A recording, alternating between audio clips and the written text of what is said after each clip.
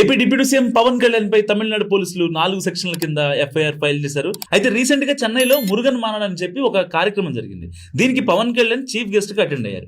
ఈ ఈవెంట్ లో పవన్ ఇచ్చిన స్పీచ్ ఇప్పుడు తమిళనాడులో పెద్ద ఇష్యూ అవుతుంది. ఏకంగా అక్కడి మంత్రులు ఎమ్మెల్యేలు సైతం పవన్ కళ్యాణ్ పై గట్టిగా ఫైర్ అవుతున్న పరిస్థితి. ఎందుకంటే ఆ కేసు ఏంటంటే పవన్ కళ్యాణ్ ఇంకా అన్నామలై కలిసి భక్తుల సదస్సులో నిబంధనలు ఉల్లంఘించారని, మతం ప్రాంతం ఆధారంగా విద్వేషాలను రెచ్చగొట్టారంటూ ఎఫ్ఐఆర్ ఫైల్ అయింది.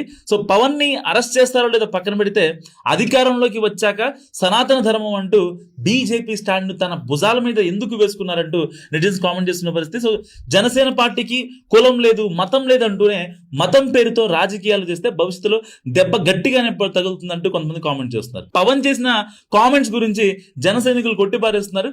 పవన్ కి అన్ని మతాలు సమానం కాబట్టే అన్ని మతాలకి కోట్లలో డొనేషన్స్ ఇస్తున్న సంగతి తెలీదా అంటూ జన సైనికులు చెప్తున్నారు. సో ఇవన్నీ పక్కన పెడితే పవన్ కళ్యాణ్ పై క్రిమినల్ కేసు భవిష్యత్తులో ఏమన్నా కాన్సిక్వెన్సెస్ ఫేస్ చేయాలా ఏంటా అన్నది ఇప్పుడు క్వశ్చన్ మార్క్.